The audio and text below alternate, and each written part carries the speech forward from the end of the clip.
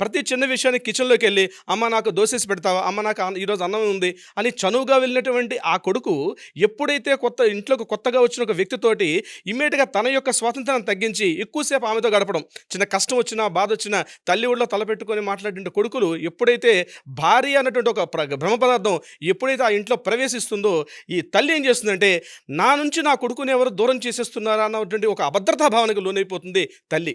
నాకైతే మా అమ్మ గుర్తొచ్చేస్తుంది సార్. ఆ తల్లికి ఆ భావన వచ్చేస్తుందప్పుడు. అదేవిధంగా ఆఫీస్‌కెళ్ళేటప్పుడు అమ్మాయిని కూడా తీసుకెళ్ళడం, వచ్చేటప్పుడు కూడా తీసుకొని రావడం, కిచెన్‌లోకెళ్ళేటప్పుడు ఆమె చెంగు పట్టుకుంటూ కిచెన్‌లో తిరగడం, బెడ్‌రూమ్‌లోకెళ్ళేటప్పుడు కూడా ఆమెతో ఎక్కువ సహచర్యం గడపడం.